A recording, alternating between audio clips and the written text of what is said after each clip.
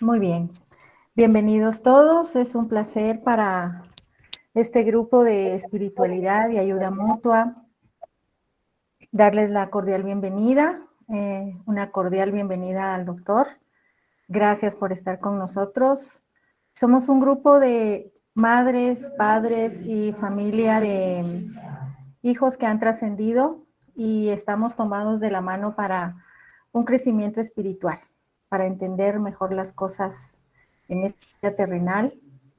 Y el nombre es el regalo de tu partida porque consideramos, a pesar de ser uno de los dolores más fuertes que puede vivir un ser humano, nuestros hijos nos regalan todos los días cosas maravillosas. Consideramos que esta charla que vamos a tener hoy es un regalo de nuestros hijos para nosotros, para seguir creciendo, para seguir nutriendo nuestro espíritu y sabiendo que la vida terrenal es solamente un pedacito en la hermosa vida eterna y que ese creador nos ha dado.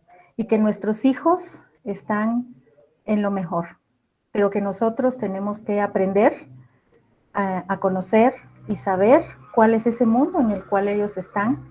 Gracias, hijos, por habernos unido en este maravilloso grupo. Y le doy la palabra al apreciable profesor John para que pueda compartirnos sus maravillosos conocimientos y sigamos nosotros acrecentando esa conciencia maravillosa para poder continuar aquí hasta el último momento. Bienvenido, doctor. Está en el uso de la palabra. Muchas gracias. Muchas gracias a usted y muchas gracias a todos los amigas y amigos que se unen hoy a este contacto virtual para conversar sobre un tema de suyo altamente complejo, sensible, delicado, que a todos los seres humanos con algún tipo de preocupación nos inquieta, sea porque en algunos casos hay una preocupación básicamente intelectual por conocer, o sea como en otros casos, como a la mayoría de quienes ahora están y quienes han promovido el acto así lo sienten, han tenido, y este servidor también, la vivencia personal del dolor inenarrable, intenso, que significa la pérdida de seres queridos, de seres amados muy cercanos, muy significativos en nuestras vidas, y en especial cuando se trata de la pérdida de los hijos. Porque, y comienzo por aquí, la muerte genera un impacto enorme, la muerte de los seres que amamos, la muerte de las personas en general, pero de los seres amados con mucha mayor razón. Pero hay una programación, yo diría, de la lógica de la vida en la muerte, porque todos sabemos que es la culminación inevitable, inexorable de la vida. Por eso la perspectiva cambia dependiendo de cuál es el nexo familiar, consanguíneo o afectivo que tengamos con quien ha partido antes. Estamos unidos a nuestros padres, nuestros abuelos, nuestros familiares, y sabemos que algún día fallecerán y sabemos que eso nos va a doler mucho y de hecho así acontece. Pero hay un automatismo en nuestro pensamiento de que en la lógica biológica nuestros padres se marcharán primero. Y nos duele mucho, pero estamos predispuestos, predeterminados para entenderlo. Pero cuando se trata de quien se marcha primero, es quien no ha debido ser un hijo, una criatura que ha debido permanecer y nosotros marcharnos primero, la lógica se trastoca, se altera y pasamos a vivir experiencias muy conflictivas que se suman al dolor y al sufrimiento. En unos casos hay reacciones fuertes de reclamo a Dios mismo. ¿Dónde estás, Dios, que permites esto? ¿Por qué ocurre esto? Y en otros casos hay reclamos, culpas, reproches, sentimientos de por qué no le di más tiempo a ese ser, sean mayores o sean los hijos, por qué discutimos, por qué pasaron aquellos acontecimientos amargos, por qué no disfrutamos mejor el tiempo que tuvimos y nos llenamos de reproches y de dolores y de sufrimientos. Por eso el tema es muy intenso, muy profundo, y no es lo mismo hablar de él desde la perspectiva de lo que nos dicen los libros a tener que sentirlo en vida propia, en carne propia, en experiencia íntima. Por ello es un tema sobre el cual no hay que hacer proselitismos filosóficos o religiosos. Es un tema extremadamente delicado del alma humana.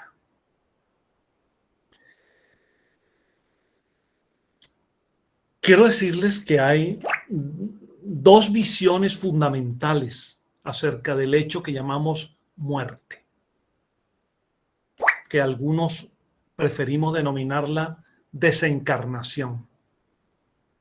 Pero en todo caso hablamos del mismo hecho. Hay dos perspectivas fundamentales acerca de cómo situarnos frente a esto. Una, la perspectiva que dicta la experiencia inmediata, la sensorial, la física, aquella que nos dice la muerte significa la desaparición física y también la propia extinción del ser, la extinción de la conciencia, la extinción espiritual. No hay nada después de la muerte en cuanto a continuidad espiritual se refiere. Es, por decirlo en un lenguaje cómodo, una posición de tipo organicista, fisiologista y materialista. Muchas personas tienen esa idea, aunque no la reconozcan, o muchas personas lo expresan. La otra gran actitud, posición, creencia, es de tipo espiritual o espiritualista. Quienes piensan y pensamos que la muerte es tránsito y no término, y que se trata de un proceso en el cual hay etapas y hay sobre todo continuidad. Claro, esta continuidad es aceptada de muchas maneras. En el mundo de las diferentes tradiciones religiosas, occidentales u orientales, hay distintas maneras de entender esa continuidad espiritual.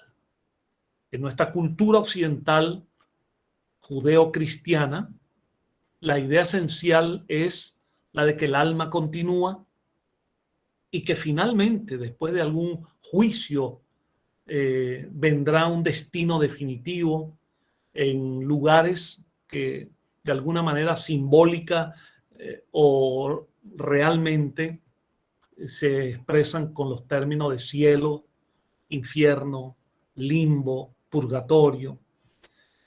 Y también la idea de que habrá antes de ese destino ulterior una resurrección del cuerpo físico para poder acceder a ese juicio. Es lo que la tradición judeo-cristiana plantea. Y sirve de consuelo a la inmensa mayoría de las personas en nuestra cultura occidental. Sin embargo, hay otras perspectivas, más que religiosas, filosóficas, acerca de la continuidad espiritual. Y de esas perspectivas de tipo espiritual, esotérica, hay una que a muchos de nosotros nos cautivó por su lógica, por su capacidad de atender a la razón y además por un profundo mensaje de continuidad espiritual, de trascendencia, de reconciliación de ese hecho tan doloroso con la justicia de Dios, superando cualquier aparente contradicción. Y esa filosofía a la que yo me refiero ahora, que es desde la cual pienso el tema y a la que he dedicado mi vida en buena medida, es la filosofía propuesta por Allan Kardec. Me estoy refiriendo a la filosofía espírita, la filosofía del espiritismo, que es una filosofía, no una religión, que respeta todas las religiones, mas se diferencia de ellas porque antes que atender a la fe de los dogmas, prefiere invocar la razón, la propia experiencia, y trata el espiritismo, y de eso se trata, de eso aborda el tema de hoy, trata el espiritismo de brindar una información acerca de la continuidad espiritual desde la perspectiva fáctica, de la perspectiva de los propios hechos y de lo que la experiencia, en este caso me refiero fundamentalmente a la experiencia de la mediunidad, la comunicación de los propios espíritus desencarnados, además de experiencias paranormales como las experiencias cercanas a la muerte y otras más similares que asoman, indican, sugieren que hay manera de comprender esa dimensión espiritual, no solamente para atender a la razón, sino para llegar muy dentro de nuestro propio sentimiento. Por ello, en general, respetando que para otras personas también hay caminos de consuelo, para el espírita hay un consuelo muy especial a partir de la comprobación espiritual. Esto no significa que este sea el único camino ni la única vía. Es un camino, un camino. Cada uno transita el camino que su sentido común, que su visión del mundo le ofrece. Todos los caminos en general ofrecen visiones razonables y ofrecen consuelo. En el caso de este servidor que les habla, la doctrina espírita ha sido esencial para brindarme respaldo intelectual a mis profundas inquietudes de saber y también calma y consuelo cuando la vida me ha fustigado y me ha lastimado durísimamente. Y en mi caso como psicólogo clínico, pues también esta visión se hace compatible con las perspectivas modernas de la psicología transpersonal o psicología de los estados de conciencia, con la tanatología o estudios sobre la muerte, el morir, los moribundos, y con otras disciplinas que van en esta dirección no materialista, no mecanicista, no organicista, sino en una dirección cósmica, trascendental, más holística, para entender que en el mundo lo material es para decirlo, perdónenme ahora la expresión filosófica, es para decirlo en el lenguaje de Kant, lo corporal es el fenómeno, lo aparente, lo visible, pero lo esencial es el noumeno, la cosa en sí, la realidad espiritual, que no se percibe por los sentidos físicos, mas hay otras vías de acceso al conocimiento.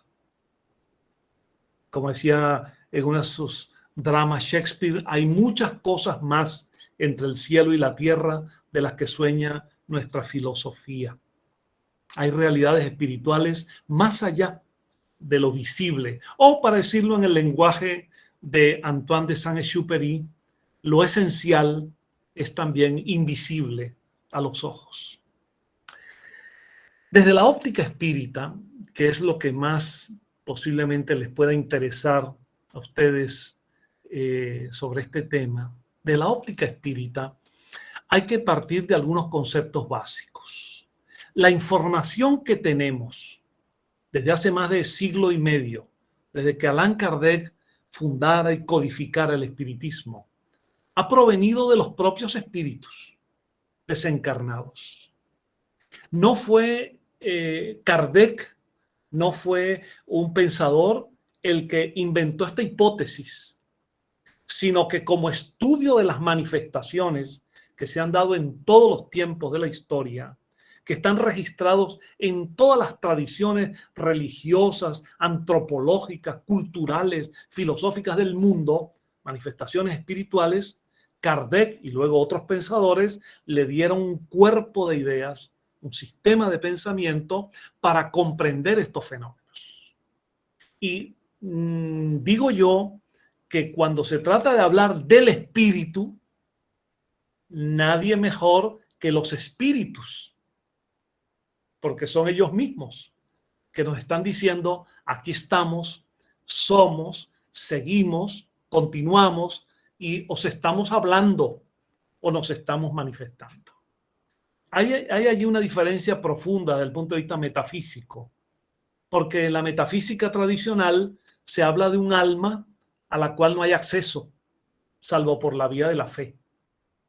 Se habla de una realidad espiritual en la cual hay que creer, porque es una tradición. En la visión espírita se habla de una realidad espiritual a la cual podemos acceder.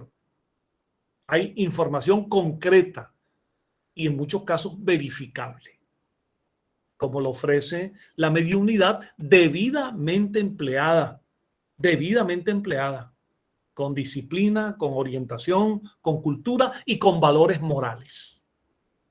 No con esas prácticas ritualísticas de saltimbanquis, de sincretismos diversos en ambientes absolutamente amorales, desprovistos de cultura, donde se manifiestan fenómenos entre psiquiátricos y mediúnicos entremezclados.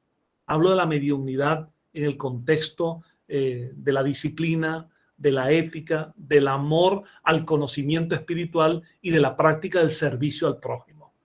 Jamás como lucro o jamás como oficio o como profesión. Como decía Jesús, dando de gracias lo que de gracias fue recibido. Con la mediunidad, pues se ha ido elaborando toda una visión espiritual del mundo para darnos a entender qué sucede en la otra dimensión. ¿Cómo son las cosas allí? En la visión espírita, repito, producida por los propios espíritus, hay un elemento que sirve como premisa que a muchas personas les sorprende cuando lo decimos. Y es que la muerte o desencarnación no cambia a nadie.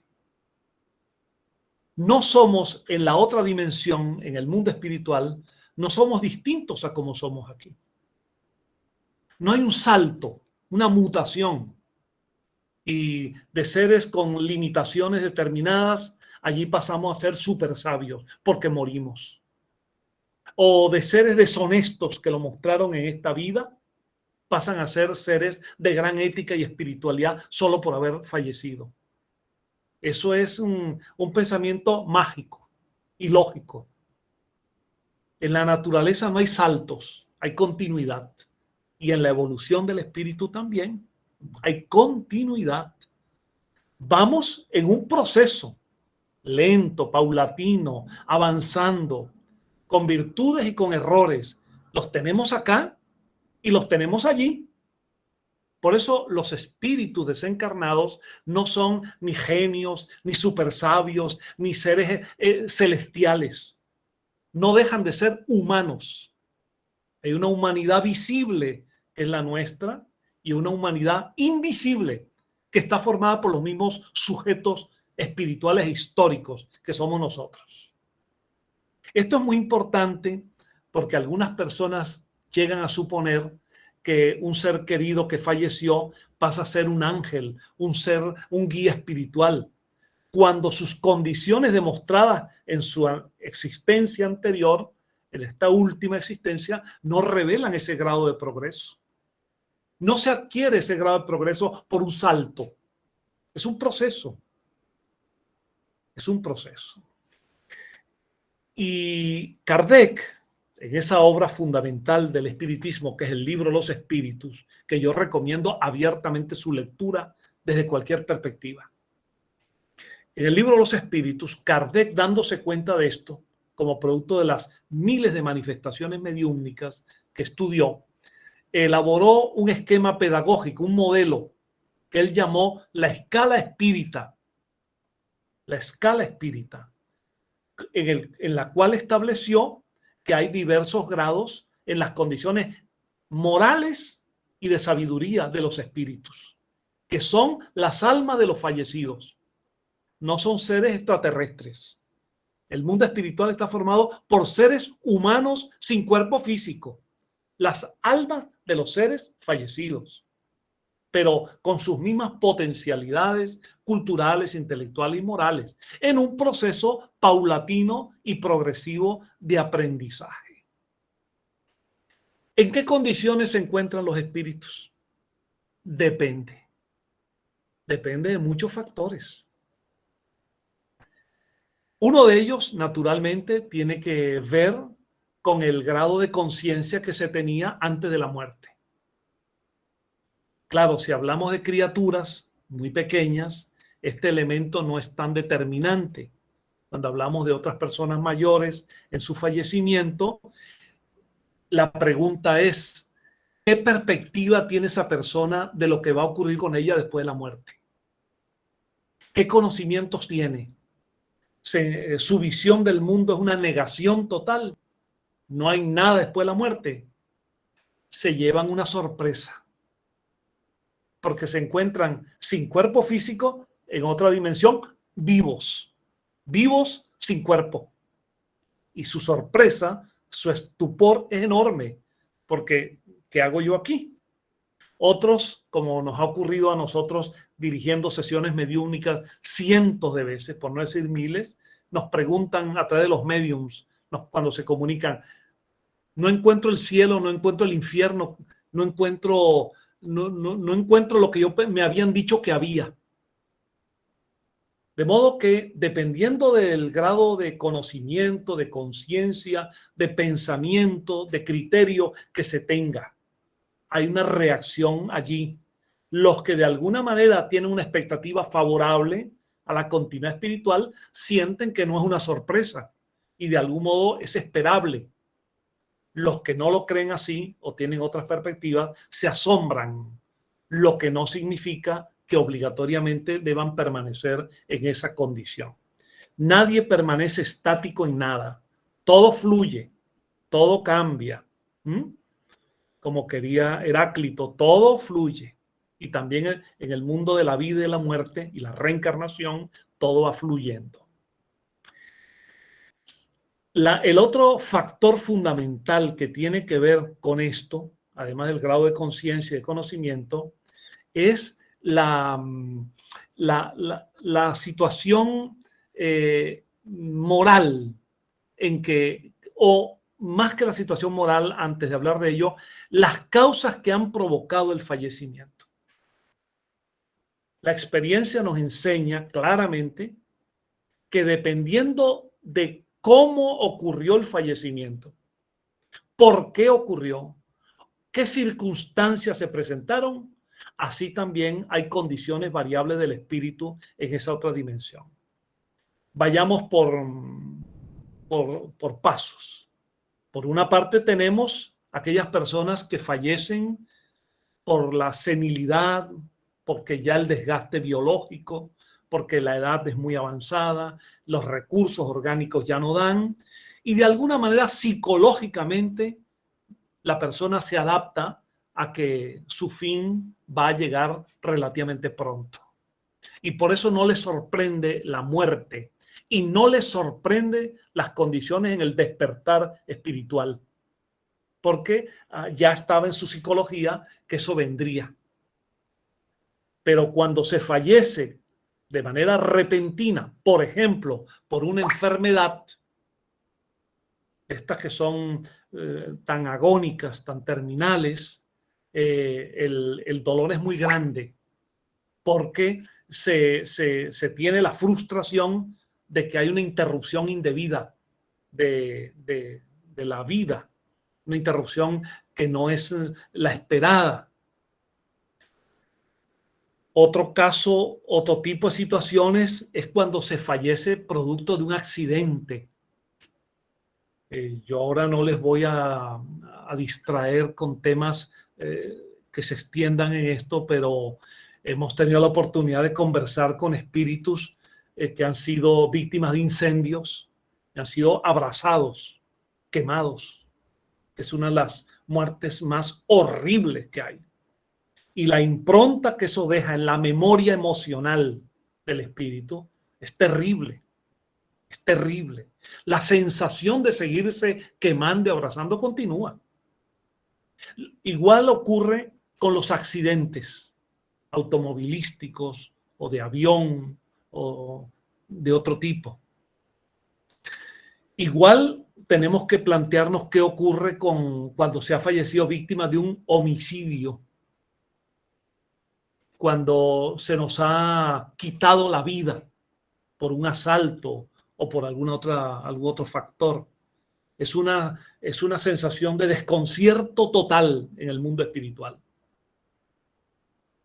Y cuando ocurre el suicidio, la propia persona ha tomado esa decisión, la confusión es muy grande. ¿Por qué? Porque quien se suicida, no hablo aquí del suicidio frustrado, sino el suicidio en grado de haber sido cometido, esa persona lo hace para librarse de situaciones. Aquí no estamos para culpabilizar a nadie, sino para comprender. Las culpas no valen de nada. Comprender las situaciones. Pero cuando una persona se suicida, obviamente lo hace porque está pensando que con el acto del suicidio se acaba todo. Se libera de deudas económicas, si era lo que lo estaba ahogando. Se libera de una depresión por distintas razones afectivas o por lo que fuera. En fin, se libera de situaciones materiales o psicológicas y piensa que todo se acabó con un acto, si ustedes me permiten la paradoja, de valiente cobardía. Porque es un acto de cobardía, pero hay que ser valiente para hacerlo. Pero el hecho es que la persona despierta en el mundo espiritual en una confusión tremenda, porque se ve ahora tan vivo como antes, sin cuerpo físico y habiendo transgredido una ley fundamental, que es la ley de conservación de la vida. Entonces, imaginemos cuál ha de ser su situación psicológica, mental, espiritual. Y cuando se trata de niños, la situación es muy dura. Para ellos hay una confusión, para sus padres, para sus seres queridos que quedan acá, hay un estado de desajuste emocional total.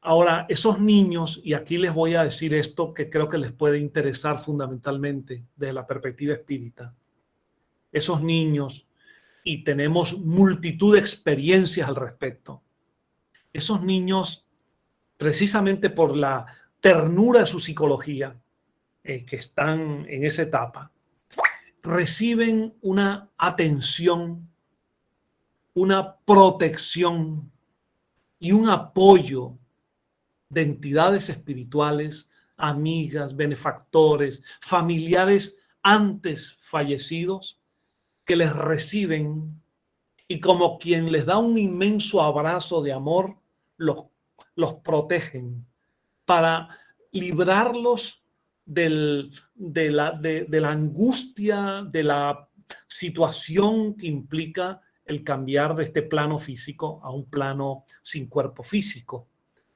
Y los guías espirituales, esos que de alguna manera también en las propias religiones se plantearon como sus ángeles de la guarda, que en la visión espírita, pues hablando de entidades espirituales protectoras, benefactoras, amigas, familiares ya previamente desencarnados, que los reciben con muchísimo amor, los abrazan espiritualmente hablando, psíquicamente hablando, les dan una cobertura especial porque saben que en sus condiciones no hay el grado de conciencia, en esta vida no lograron desarrollarlo como para poder entender el proceso. Entonces, tenemos muchísimas informaciones en todo el pensamiento mediúmnico, espírita, acerca del cuidado especial que reciben los niños en esa otra dimensión. Todos los desencarnados por diversas causas pasan por algunas etapas.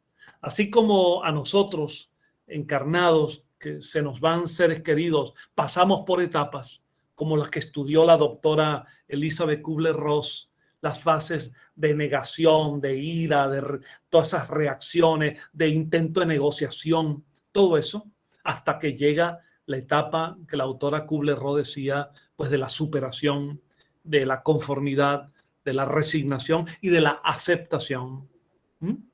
Pues también en el mundo espiritual pasa algo parecido. Siempre hay una primera etapa que Kardec llamó de turbación. Siempre hay una turbación que no es otra cosa que un estado de confusión. Porque es como, para poner un ejemplo un poco grueso, no muy fino, pero es como que nos secuestraran y nos introdujeran en un avión y nos hicieran caer en un paracaídas en una selva de Ruanda, Urundi, en África. Y de repente estamos allí, en aquella selva, en un ambiente absolutamente distinto, en un hábitat diferente, sin saber cómo ni por qué. Bueno, hay un estado de turbación del espíritu, de sentirse en otra dimensión sin saber por qué ni cómo han llegado allí. Pero esa turbación, y esto es muy importante, va a variar su intensidad en el tiempo dependiendo del apoyo espiritual que reciban los niños mucho más y las demás personas, sus amigos espirituales, sus seres familiares previamente desencarnados, guías espirituales, gente benefactora que la hay en el mundo invisible como la hay en el mundo visible. Va a depender entonces esa liberación de la turbación de un proceso también de maduración, de desenvolvimiento de la conciencia y poco a poco de readaptación. A la turbación sucede un proceso de readaptación en el que poco a poco cada quien se va encontrando en su propia realidad.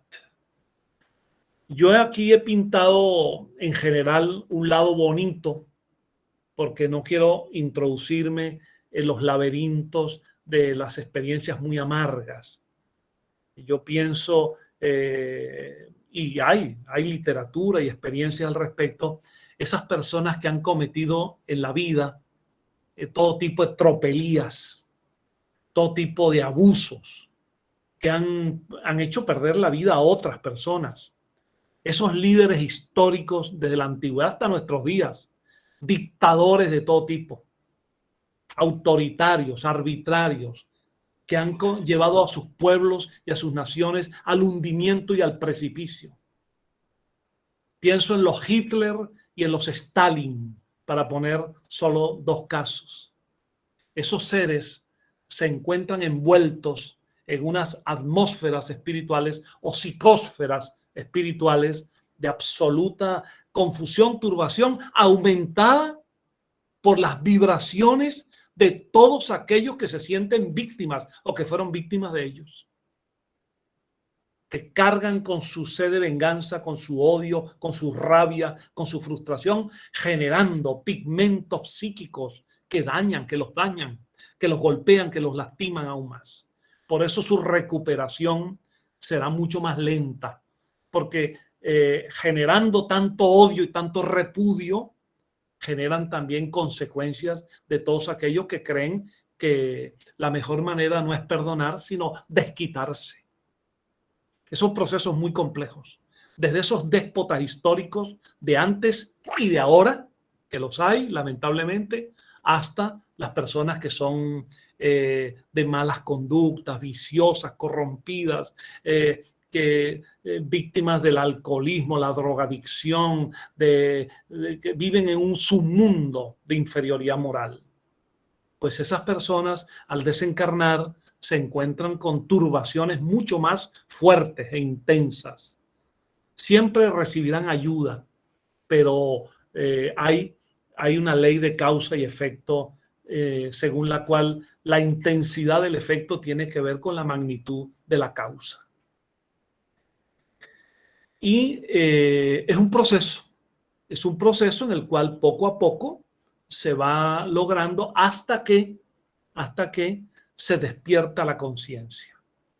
Se despierta a lo que algunos llaman la luz, que no es otra cosa que una expansión mental, un reajuste emocional, un equilibrio del espíritu que les va a permitir varias cosas.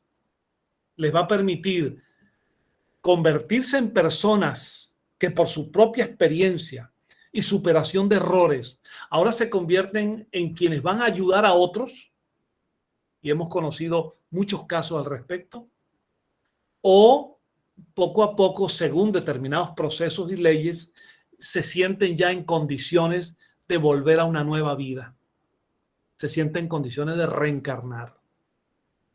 Y cuando es así, hay, como producto del aprendizaje, hay una actitud más favorable a ser personas más equilibradas y ser personas más responsables en lo que hacen. Todo esto dependiendo del grado individual de cada quien. Esto es el marco general de la situación. Dicho todo esto, repito, del cual hay literatura, estudios filosóficos, empezando, por ejemplo, por una obra de Kardec fundamental para entender esto, que se llama El cielo y el infierno.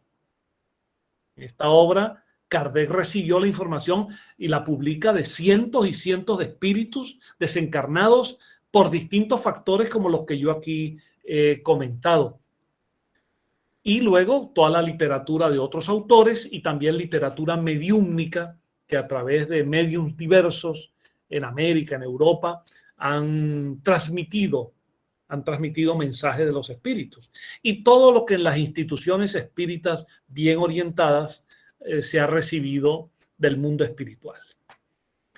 Bueno, la otra parte que yo quería enfocar, que me parece desde el punto de vista pragmático, práctico, muy, muy importante, tiene que ver con la visión espírita de cómo afrontar nosotros esa situación, cómo relacionarnos con nuestros seres queridos ya fallecidos, niños o adultos, cómo relacionarnos con ellos.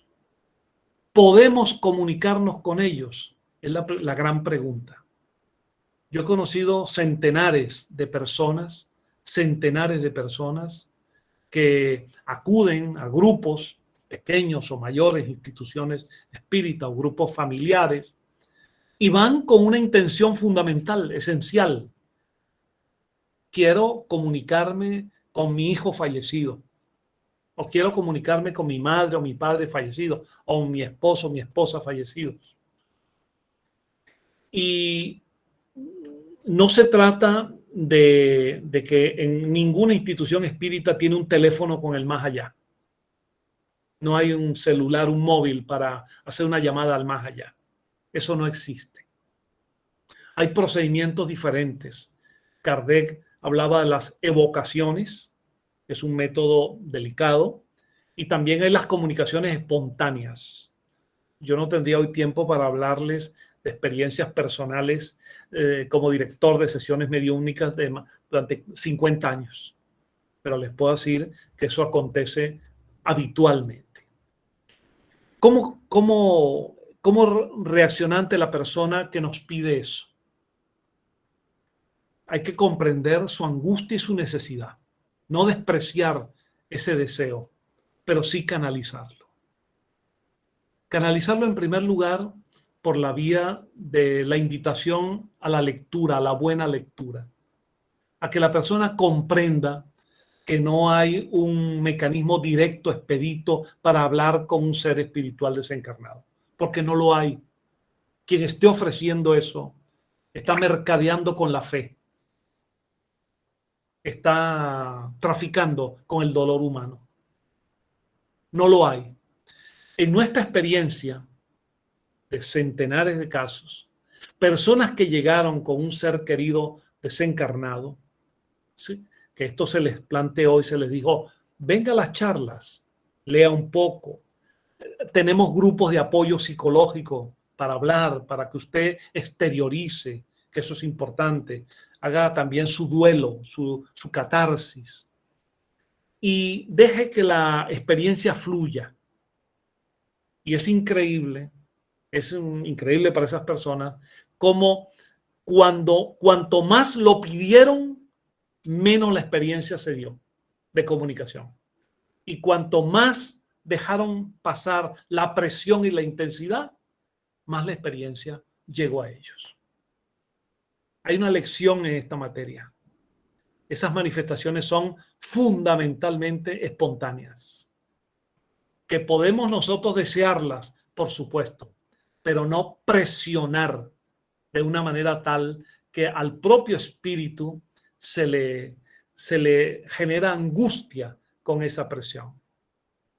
Recuerdo, por citar un ejemplo ahora, de un caso de una madre con un niño que desencarnó en Caracas y naturalmente tenía el interés, el deseo de la comunicación del hijo.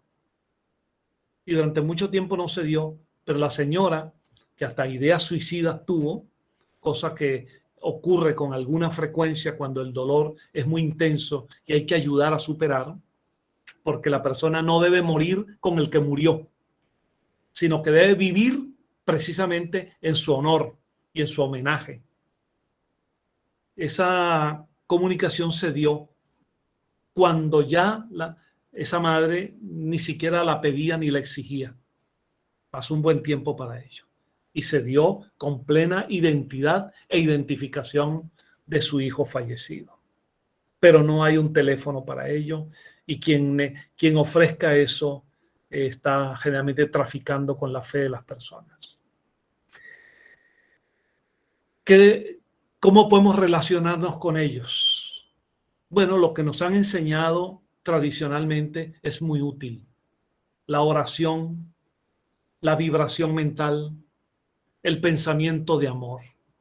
Si en lugar de que esa oración sea un rezo mecánico que está impreso en catecismos, si la persona fuese capaz de hacer de esa oración un recurso íntimo y propio, en sus propias palabras, con sus propios sentimientos, con sus propios pensamientos, eso adquiere una intensidad y una carga mucho mayor.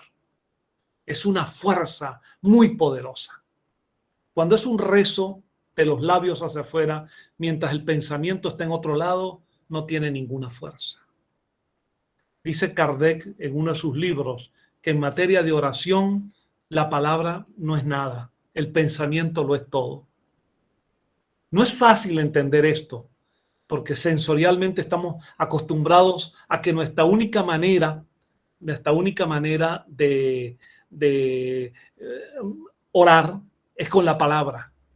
Pero la palabra es un recurso, pero el pensamiento es mucho más poderoso.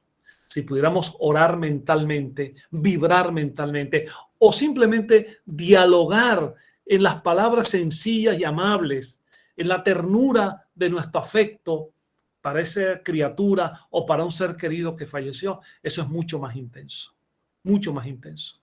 Los espíritus nos dicen con frecuencia que les llega mucho más un diálogo íntimo de sus seres queridos a esas expresiones de rezos colectivos donde no hay alma, donde lo único que hay es cumplimiento del deber social. Cumplir socialmente, que no puede cubrir, se entiende que exista, pero no puede cubrir la necesidad íntima. Yo cuando me ha tocado mucho ir por una persona querida que ha perdido un ser amado, ir a la funeraria, por ejemplo, yo confieso que ya desde hace muchos años dejé de utilizar esas palabras de que lo siento mucho, mi sentido pesa. Yo siento que no hay palabras. Para el que sufre no hay palabras. Eso hay que sentirlo y vivirlo. Yo lo único que hago es abrazar a esa persona para que interprete mi abrazo. Lo otro me sabe muy convencional y carente de alma. Pues, como les decía, en ese diálogo que podemos tener todos los que hemos perdido seres queridos, ese diálogo con el mundo espiritual, sencillo, sin retórica, hablarles de corazón a corazón, por decirlo con esta frase. Decirles que los amamos y los seguimos amando, que siempre estarán con nosotros y nosotros con ellos, que el lazo periespiritual y espiritual que se ha roto no rompe el afecto ni el amor, que el amor es eterno. Y esa sola expresión y ese solo sentimiento genera unas fuerzas psíquicas poderosas que envuelve a quien va dirigido. Yo les sugiero que estoy seguro que lo habrán hecho, pero intensifiquen con la confianza de que eso llega, y más temprano que tarde tendrán hasta respuestas más concretas de hecho. Y también me permito sugerir, naturalmente eso depende de cada uno, pero me permito sugerir que cada uno haga su trabajo interior para, si me permiten la palabra, para hacer una mutación del dolor. El dolor es una expresión emocional legítima. Sintamos nuestro dolor y tengámoslo. El tiempo ayudará a adaptarlo y adecuarlo. El dolor es una expresión de amor y es nuestro dolor. Y el duelo duele, pero hay que vivirlo allí. Y les invito a que si necesitan llorar, lloren. Quien necesita llorar, el llanto es un recurso maravilloso de la vida, psicológico y fisiológico, porque tiene hasta efectos físicos magníficos, como lubricación de nuestros ojos y psicológicamente lubricación de nuestra alma. Pero si es posible, a cada quien, si le es posible atenuar el llanto, de manera de no convertirlo en una expresión de histeria, de destrozo, porque esa expresión de destrozo cronificada, es decir, mantenida en el tiempo, créanme que eso, en lugar de hacerle bien al espíritu que recordamos, lo lastima mucho. Nos lo dicen los espíritus siempre, a través de los mediums. Mi madre, mi padre, mi abuelo, mis familiares, mi esposa, mi esposo, me lloran y me hacen daño. Digo, un llanto descontrolado y permanente, cronificado. El llanto emocional legítimo es honesto y tiene su fuerza y su valor. Pero convertir eso en un dolor incontrolable y permanente que daña, les puedo asegurar que no que ni con el espíritu a quien va dirigido, ni con nosotros. Mucho menos cuando se dialoga espiritualmente, mucho menos acudir a las autoculpas, a la culpabilización, a la flagelación. ¿Por qué yo te hice? ¿Por qué yo? ¿No? ¿Por qué? ¿Por qué hice? Hay que pasar esa página. Mirar Aprender del pasado, pero mirando hacia adelante. Pero mucho menos hacia el espíritu. Falleciste como consecuencia de tu imprudencia. Fuiste un imprudente, fuiste un torpe. ¿Por qué? ¿Por qué eso existe? Eso ya no ayuda en nada. Es que no ayuda a nada. Si contribuyera en algo, bien, pero es que no ayuda en nada, salvo que la mortificación sea recíproca. Al contrario, hay que transmutar eso en una fuerza poderosa, en un lazo de amor.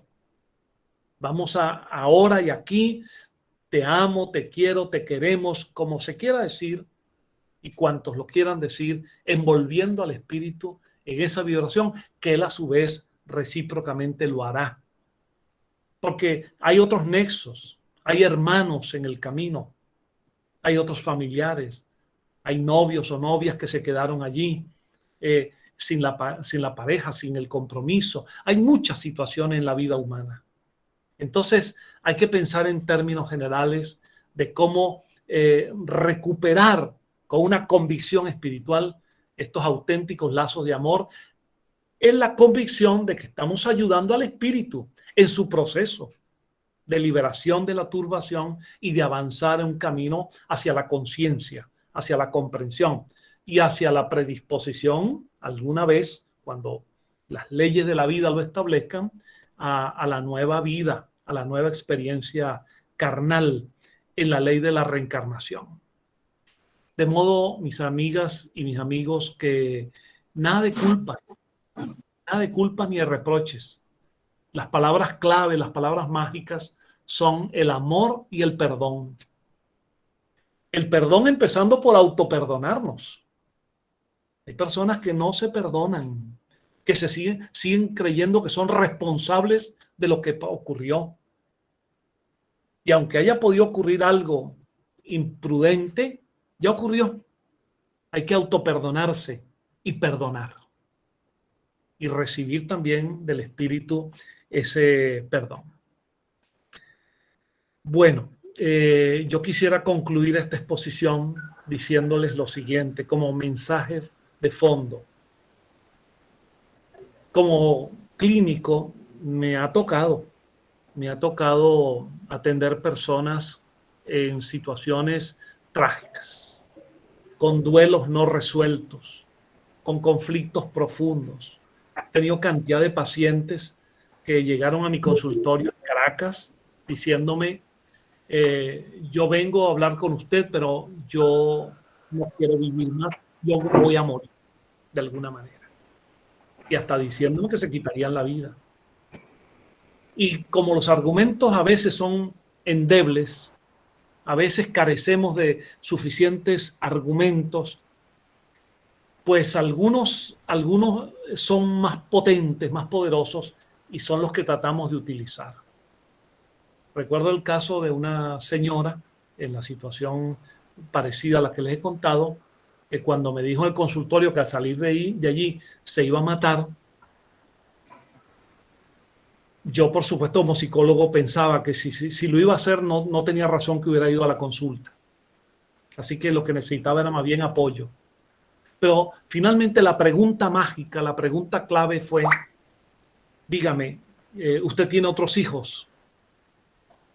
Me dijo, sí. ¿Y usted usted quiere esos hijos?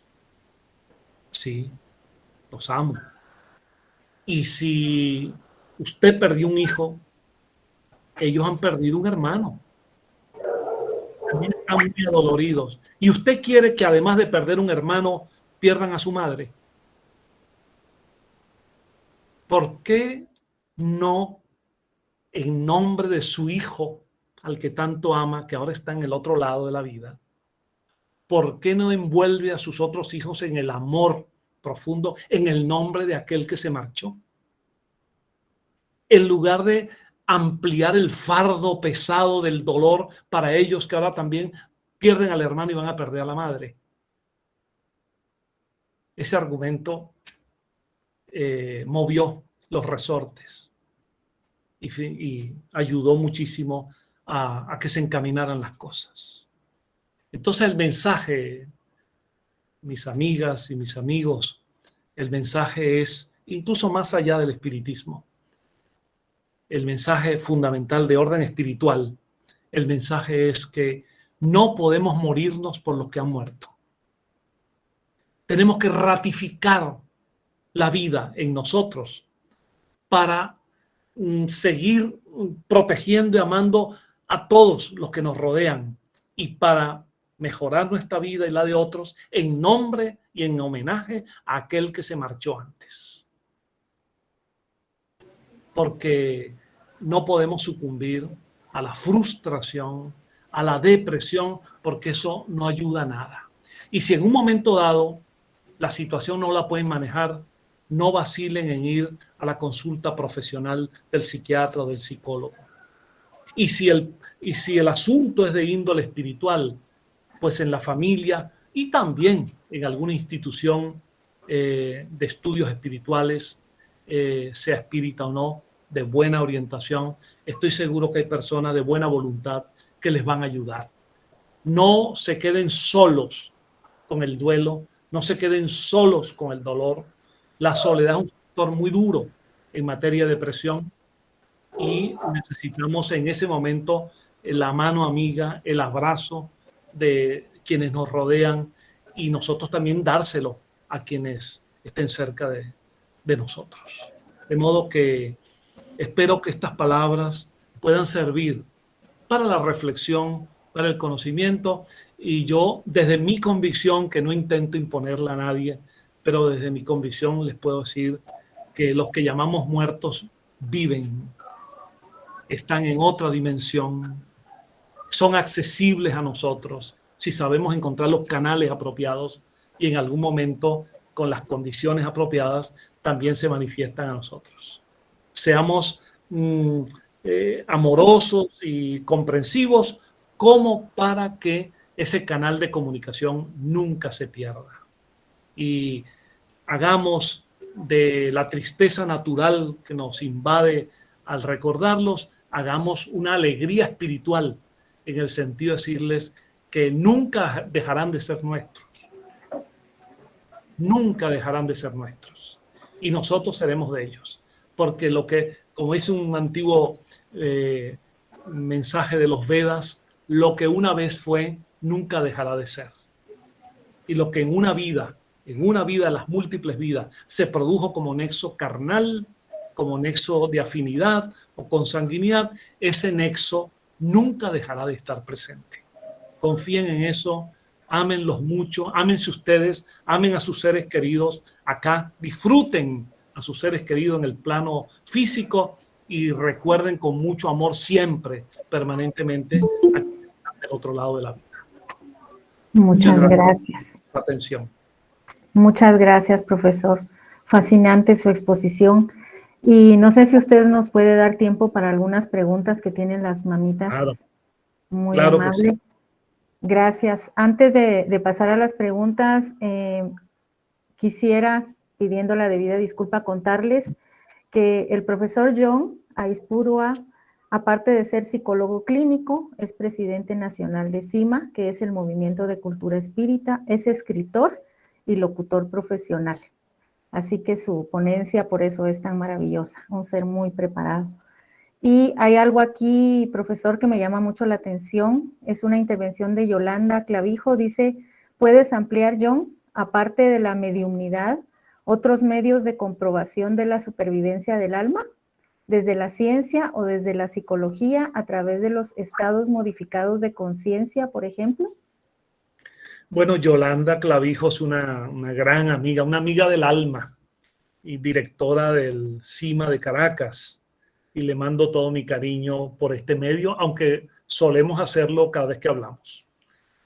Bueno, Yolanda, lo que con gusto voy a hacer unas referencias básicas, pero realmente no es nuestro tema de hoy. Hacer una exposición amplia de las múltiples evidencias que se presentan de tipo teórico, de tipo experimental, en relación con la supervivencia. Pero obviamente la mediumnidad es el laboratorio fundamental porque los espíritus son los que nos dicen somos y estamos aquí. Y son ellos la propia constatación de su realidad. En los estudios de parapsicología, uno de mis libros, era innecesario mencionar todo eso al final, Paola Valesca, porque no, esos títulos no valen de nada, somos compañeros y amigos transitando esta experiencia. Pero digo, en uno de mis libros, Historia de la Parapsicología, he colocado pues una tabla de evidencias muy diversas, directas, indirectas, en materia de supervivencia. Por ejemplo, en mi caso, y digo el mío, pero en el caso de muchísimas personas en el campo psiquiátrico y psicológico, hay experiencias regresivas a través de técnicas hipnóticas y de otros recursos que nos llevan hacia la demostración de que existimos como espíritu más allá de los límites físicos. Entonces hay regresión al campo mental y luego hasta niveles espirituales previos a esta vida, que son demostraciones muchas veces contundentes, aunque hay que cuidarse, por eso digo que el tema es muy complejo, hay que cuidarse de algunas fábulas, de algunos engaños conscientes o subconscientes. Pero las técnicas regresivas son un camino importante. En el mundo de lo paranormal hay experiencias interesantes. Yo mencioné de pasada las experiencias cercanas a la muerte.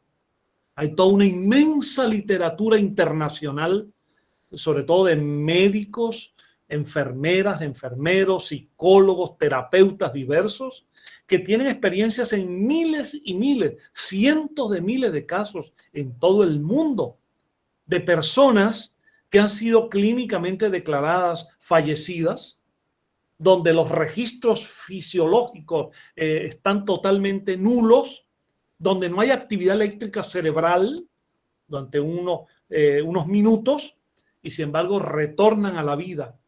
Y lo que revelan, lo que informan después, no es la nada ni la no conciencia. Lo que revelan es que se encontraron con sus seres queridos fallecidos, con seres de luz, paisajes diferentes, colores indescriptibles, experiencias que no se pueden expresar desde el punto de vista de la psicopatología. Si me permiten un minuto, sucumbo a la tentación de mencionarles un caso que conocí en Caracas de una periodista de una cadena de prensa, cadena Capriles en Caracas, que de varios periódicos. Una periodista tuvo un accidente y tuvo una experiencia cercana a la muerte. Y posteriormente ella lo manifestó y personalmente después hablé con ella. A ella le ocurrió una experiencia insólita que yo seré breve y se las resumo. Cuando estuvo en un hospital de Caracas, hace muchos años de eso, más de 20 años de eso, estuvo en un hospital, ella entró en un estado de comatoso, en coma, en pérdida total de conocimiento. Y cuando volvió a la vida, sorprendentemente, los médicos no salían de su estupefacción y las enfermeras, ella le cuenta al médico que había visto a abuelos, a seres familiares fallecidos, y el médico le decía que eso era un efecto de la química, de las drogas que le habían colocado. Y ella le dijo esto: bueno, doctor, entonces le voy a decir que yo me vi fuera de mi cuerpo, y mi cuerpo tendido en la cama y yo fuera flotando. Dice, eso es imposible, eso son alucinaciones. Y ella le dijo, doctor, dígame una cosa, ¿cómo yo me coloqué en el techo de esta misma habitación? Y yo le puedo decir que en ese armario que está allí, que tiene material quirúrgico, en la parte superior del armario, de más de 2 metros de altura, encima del armario hay unas tijeras. El doctor le dice ahí, eso es una alucinación, eso no es posible. Doctor, yo me quedaré tranquila si usted pide a un trabajador que suba con las escaleras. Y cuando subió, bajó con las tijeras en la mano. Desde el punto de vista neuropsicológico, eso no es una alucinación. Una alucinación es una percepción sobre un objeto irreal. Ahí están unas tijeras. La pregunta es, ¿con qué ojos físicos la vio? Es una demostración de tantas otras, de que efectivamente somos una dualidad. cuerpo, espíritu.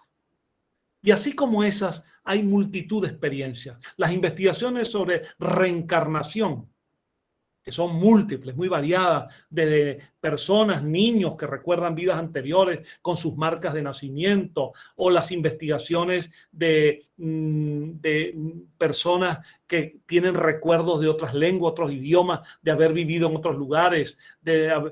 Todo eso conforma un cuadro amplísimo en favor de la supervivencia espiritual.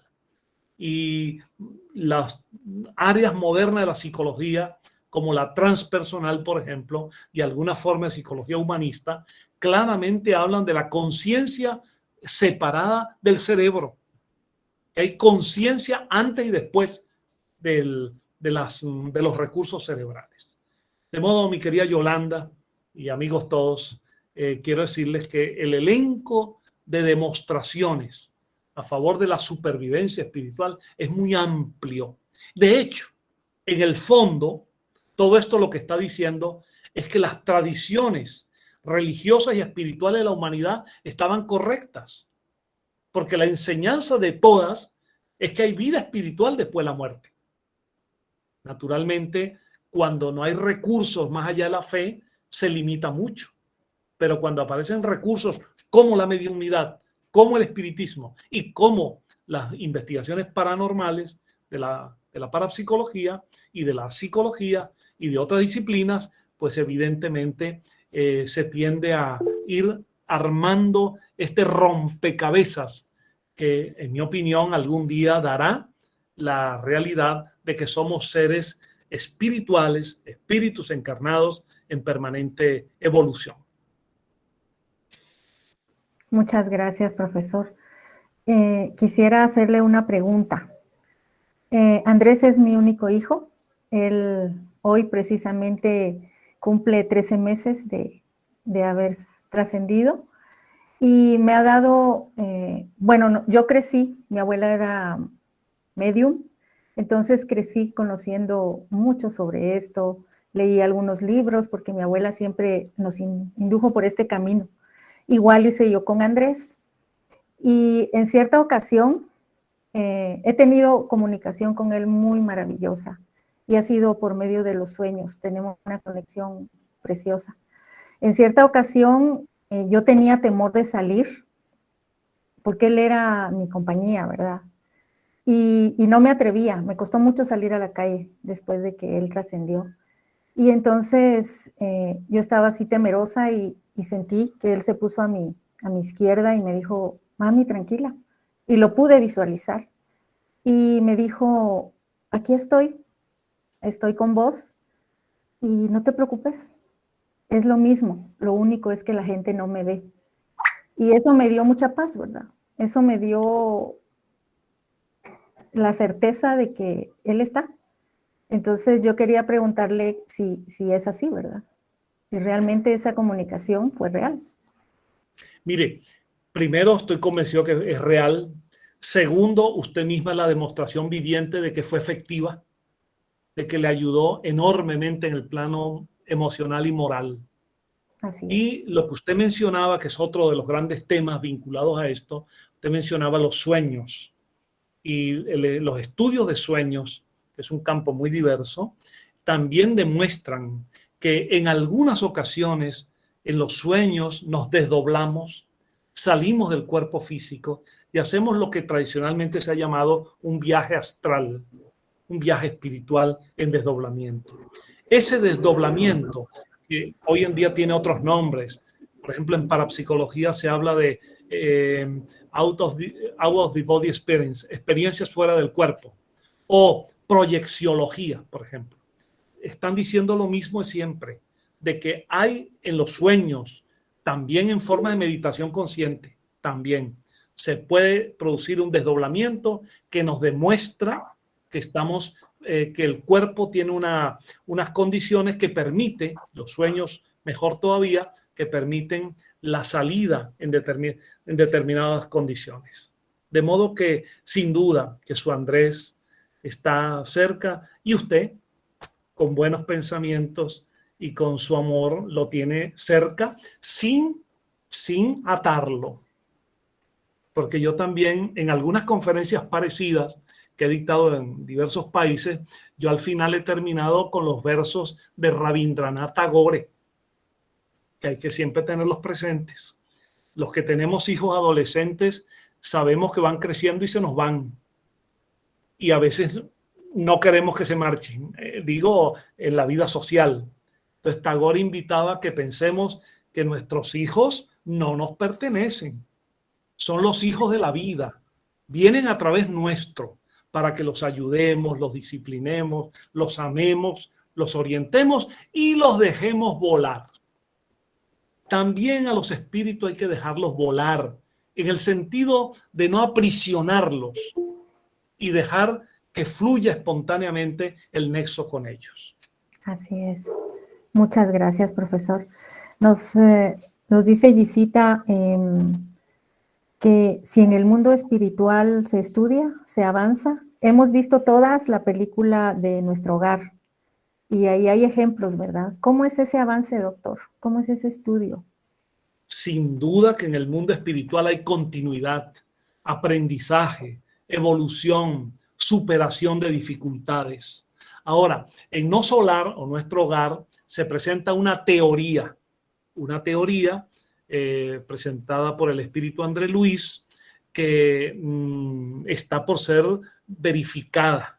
Es una teoría que no expresa exactamente el pensamiento de Kardec y otros autores, pero es una teoría interesante de colonias espirituales. No Solar sería una colonia espiritual sobre la ciudad de Río de Janeiro. Bueno, como Kardec planteó siempre, que el espiritismo estamos abiertos a la renovación de ideas y a la comprensión de nuevas formas de entender las cosas. Pero solo se podrá incluir como una verdad establecida aquello que sea debidamente verificado. Y ese es un tema en estudio. Hay espíritus que manifiestan que esas colonias son apenas ideoplastías, impresiones espirituales, porque los espíritus se reúnen naturalmente por afinidad. El espíritu desencarnado de un poeta busca a otros poetas y siguen componiendo versos. Y el espíritu de un científico igual, el espíritu de un médico igual, el espíritu de una persona de la vida más sencilla desde el punto de vista cultural, pues también tiene sus afinidades. El amor, la inteligencia, el arte, la cultura, todo eso vincula y produce nexos. Ahora, ya de allí a suponer que son ciudades con automóviles, avenidas, estaciones de gasolina, restaurantes, hay unas analogías que eso está en estudio y nosotros lo tomamos como una teoría, pero el fondo de la teoría es el planteamiento espírita, es decir, que en el mundo espiritual los espíritus están activos y no inactivos. A diferencia de las creencias de muchas religiones, que el alma está en un estado de pasividad total, de inercia completa. En la visión espírita, el espíritu está activo y más activo cuanto mayor es la expansión de su conciencia. Muy bien, gracias, profesor. Dice Lilia, una pregunta, ¿y los que trascendieron por COVID, que luego de despedirse 20 minutos y trascienden, qué pasa? Pues por COVID, igual que por un homicidio, igual que por otra enfermedad, hemos tenido y todavía tenemos el COVID, pero hemos tenido todo tipo de epidemias en la historia de la humanidad. Lo que pasa es que esta nos ha tocado a esta generación, pero hace 100 años fue la mal llamada gripe española. Por COVID han fallecido 6 millones de personas. La gripe española se llevó más de 50 millones. Pero la que nos tocó más intensamente es esta en estos momentos. Pero las causas diversas que provocan la desencarnación, pues hacen que varíen las respuestas de cada quien. En general, la muerte es una frustración. Y voy a decir algo aquí, pensando sobre todo en los amigos espíritas que me escuchan particularmente y para todos. Nunca he estado de acuerdo Yo nunca he estado de acuerdo, porque lo he visto en algunas revistas, en algunos libros espíritas, el texto que dice, la muerte no existe. El espiritismo acabó con la muerte. Eso es un mensaje equívoco desde el punto de vista semántico y desde el punto de vista conceptual. Decirle a una madre que sufre por el fallecimiento de su hijo, decirle que la muerte no existe, decirle, estos están mal de la cabeza. Claro que la muerte existe, es una constatación permanente. Lo que estamos hablando es, ¿qué significa la muerte? ¿Implica la extinción de la conciencia, la desaparición de la vida, o implica una transición y una transformación a otra forma de vida? Pero decir que la muerte no existe es poner al espiritismo muy mal.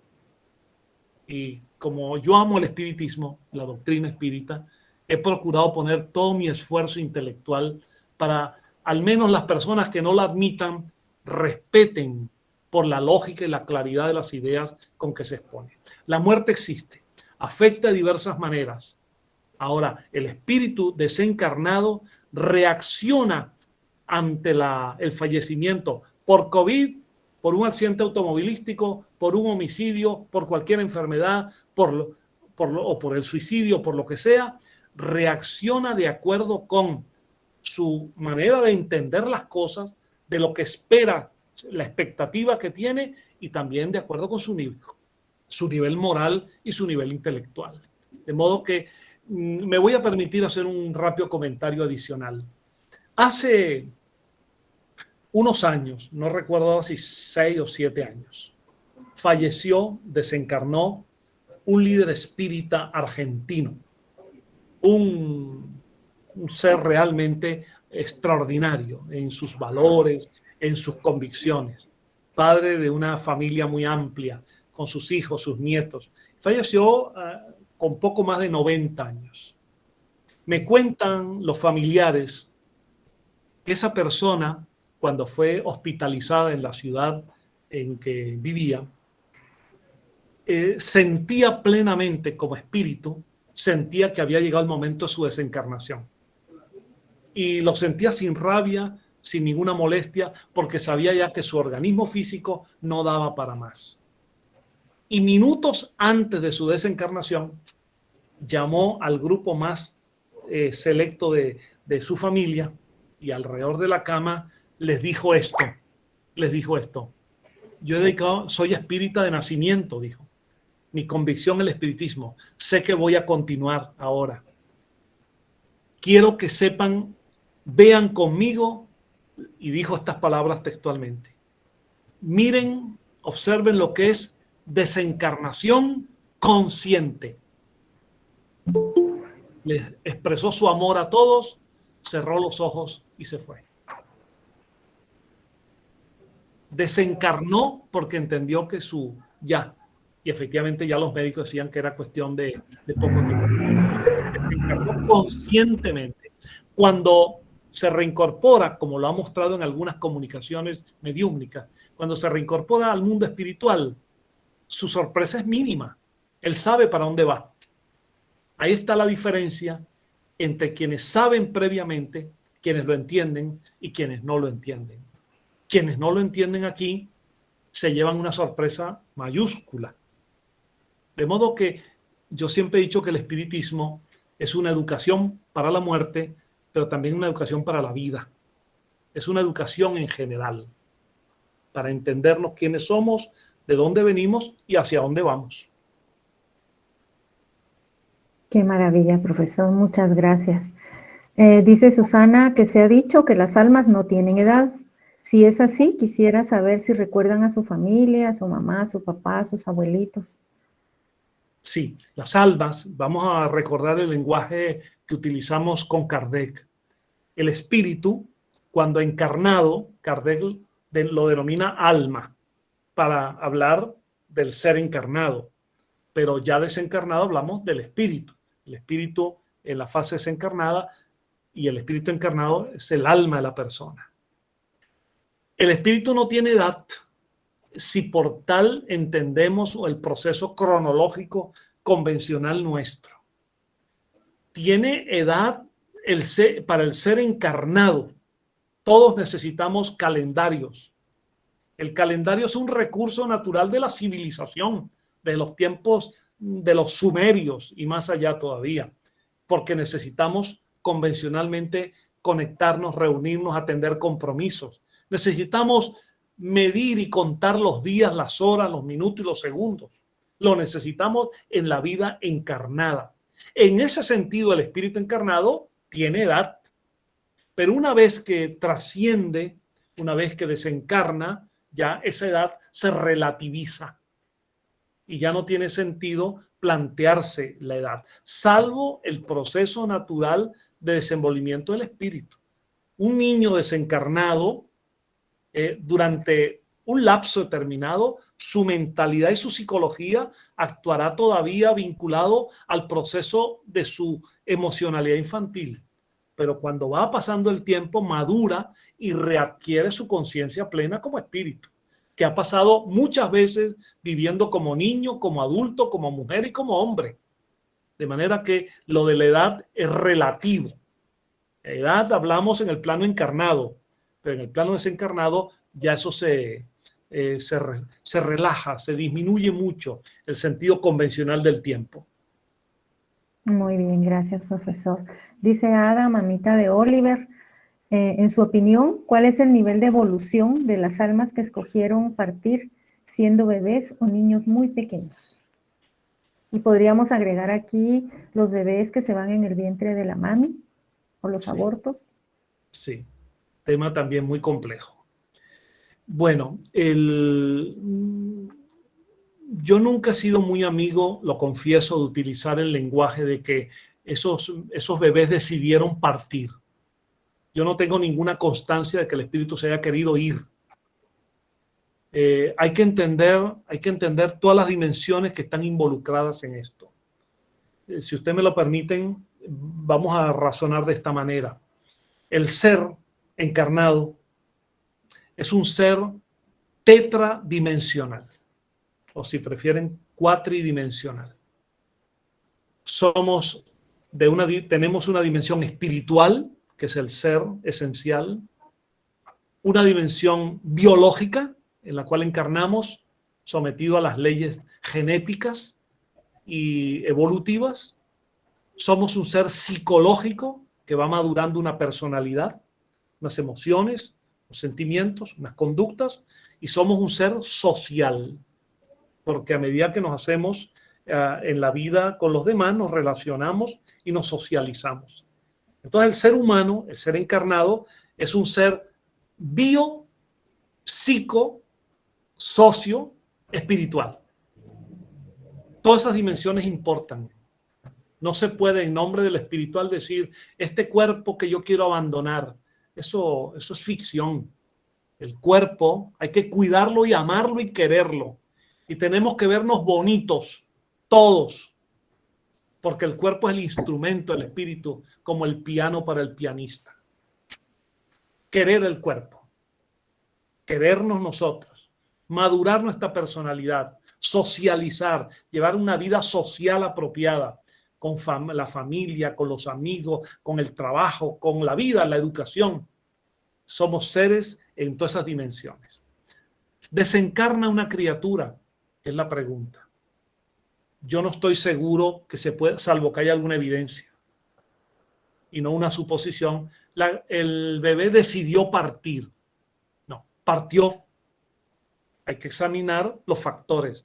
Puede haber sido una enfermedad, un trastorno genético, puede haber sido una lesión, puede haber sido o un propio accidente. Entonces, más que plantearnos que decidió marcharse, se marchó como producto de determinadas causas, que hay que examinarlas.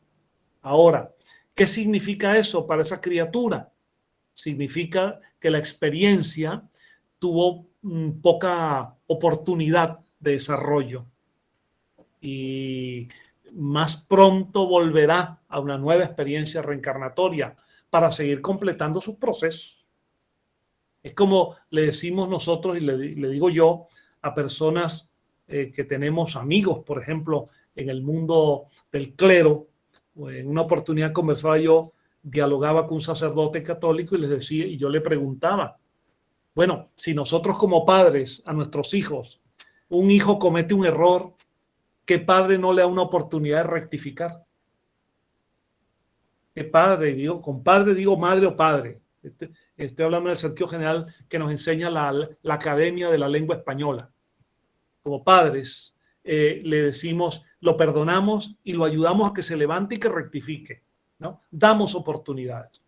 Le preguntaba yo a este sacerdote, si una criatura desencarna, como Paola mencionaba, en el propio vientre materno, o desencarna el periodo perinatal recién nacido, ¿qué oportunidad tuvo de vivir? ¿Qué oportunidad tuvo de errar? ¿Qué oportunidad tuvo de aprender?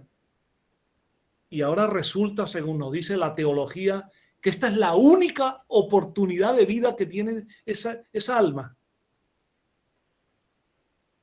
O sea, no hay más oportunidad. Entonces la justicia de Dios para un alma que solo vivió una semana y otros que podemos vivir varias décadas, no hay un desequilibrio en eso. La reencarnación nos concilia con la justicia de Dios y experiencias que han sido truncadas por diversos factores serán compensadas y serán completadas en nuevos procesos. Todos tenemos oportunidad. Es la gran lección de la reencarnación. Todos tenemos oportunidad. Y sobre el aborto, tema muy complicado, últimamente ha habido fuertes discusiones como resultado de las decisiones legales, jurídicas en los estados, en América, en Europa, en el mundo, tema muy complejo, que ahora, en el cual no quisiera entrar ahora, pero yo sí quisiera dejar en claro que para los espíritas la ley fundamental, o una de las leyes fundamentales, es la ley de conservación de la vida. La ley de conservación de la vida. Y cuando ya en los tiempos de la codificación kardeciana, los inicios del espiritismo, el propio Kardec y los espíritus admitieron, partiendo de la necesidad de conservar la vida y de que el aborto sería un atentado incluso contra las leyes de Dios. Sin embargo, Kardec y los espíritus consideraron que al menos una excepción debía haber, y era que si está en peligro, entre el peligro de la criatura o el peligro de vida de la madre, siempre habría que dar el derecho de vida a la madre. Bueno, así como hubo esa excepción, podría ser que hoy en día hubiesen algunos otros atenuantes o excepciones, pero al margen de eso, los espíritas deberíamos ser por lo menos no pro aborto, sino pro vida, independientemente de que entendemos los procesos legales, los procesos sociales, los procesos que comprometen sobre todo a muchachas, adolescentes, desamparadas por completo, que en lugar de culpabilizarlas o penalizarlas, hay que ayudarlas y apoyarlas. Y sobre todo, hay que estimular y dejarse de prejuicios de décadas anteriores. Hay que brindar una educación sexual amplia a nuestros hijos y a toda la sociedad para que cada quien sepa que es dueño de su vida, dueño de su cuerpo y que tiene que moverlo y actuar con responsabilidad. Este es un tema muy complejo, pero quiero puntualizar esa premisa de que para nosotros la vida es un valor fundamental. En otra ocasión podemos dar una conferencia sobre el tema del aborto y sus consecuencias espirituales. Excelente, gracias, profesor. Dice Eva, ¿cuál es su opinión con respecto a la eutanasia? ¿Qué consecuencias repercuten en el ser? Otro de los temas más delicados que hay. Temas en plenos procesos de desenvolvimiento, cuyas comprensiones son diferentes. No se puede esto, en mi opinión, examinar en blanco o negro, sí o no. En líneas generales, repito, la posición La posición de índole espiritual es favorecer la vida y que se rompan los lazos cuando, por razones ajenas a nuestra voluntad, se produzcan en las diversas causas de la muerte. Ahora, no se puede culpabilizar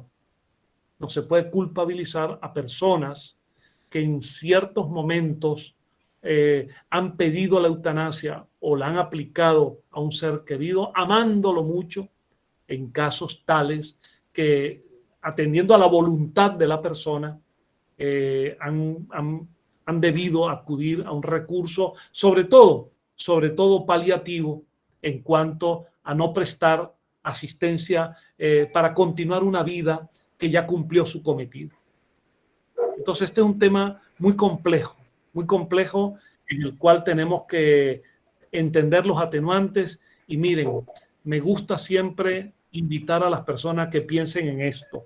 Estoy haciendo, si lo ven aquí, estoy haciendo este gesto con la mano de manera expresa.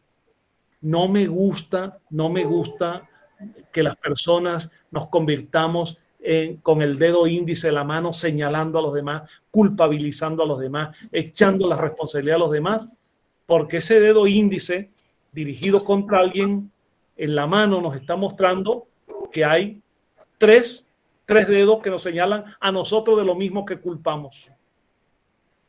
Y más bien, en lugar de culpabilizar o autoculpabilizarnos, vamos a quedarnos con este pulgar invitándonos siempre a semper ascende, siempre subiendo, siempre creciendo. Vamos todos hacia arriba, en lugar de estar condenando y culpando, hablando de pecados y de castigos. Liberarnos de esa cultura de la culpa y del castigo y de la condena, y pensar más en un mundo de afectividad, de ternura.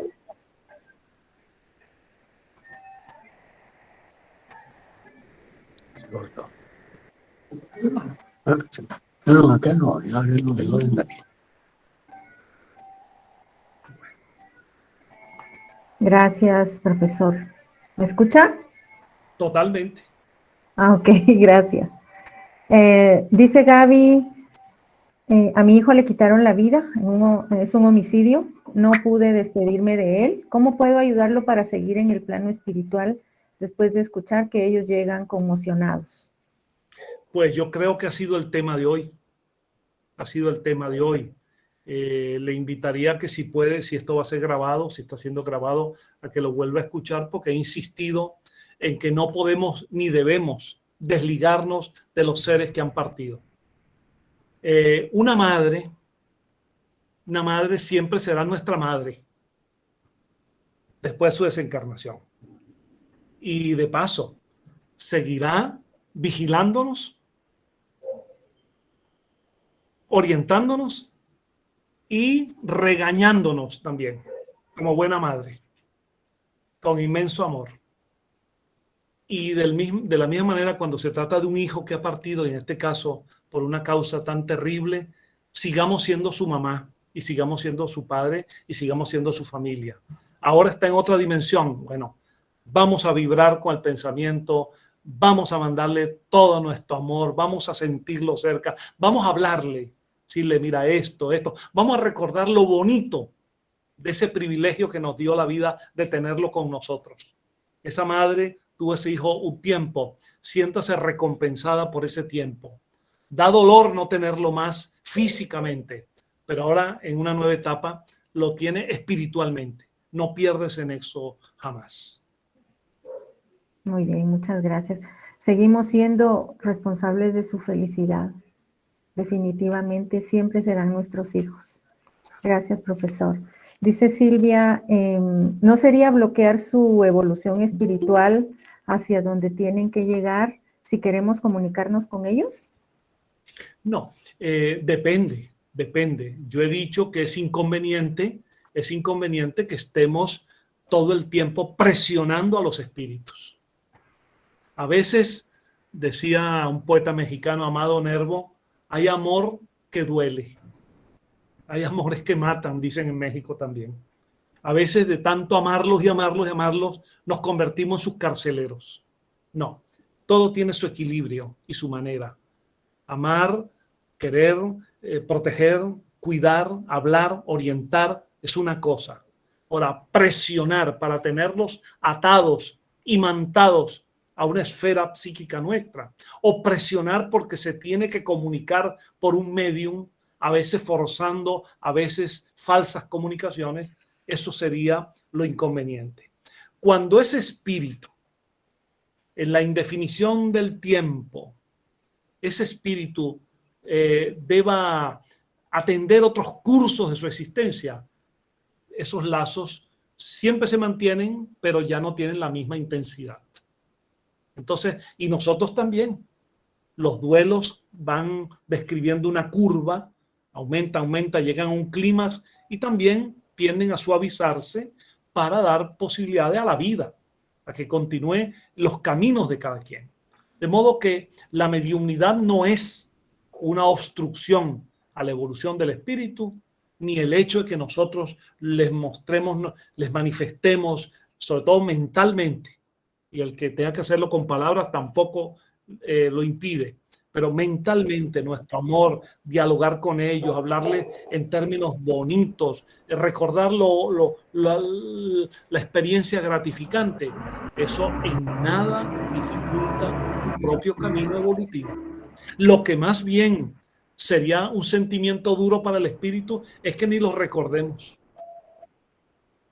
Ni los recordemos. Por allí apareció una vez una película mexicana sobre muy en una costumbre mexicana del Día de los Muertos. Creo que era Coco. Esa película muy ejemplar porque los espíritus simbólicamente expresados en la película tienden a deshacerse y a desaparecer por olvido. Así que el mensaje de fondo es clarísimo. El recuerdo amoroso mantiene viva la llama de ese contacto. Muy bien, gracias, profesor. Dice Graciela, en el caso de mi hija, sus 4 abuelitos ya habían partido. Siempre hemos pensado que de alguna forma están con nosotros y esa es nuestra creencia. Con esa idea partió mi hija, con ese pensamiento, hasta para evitar confusión.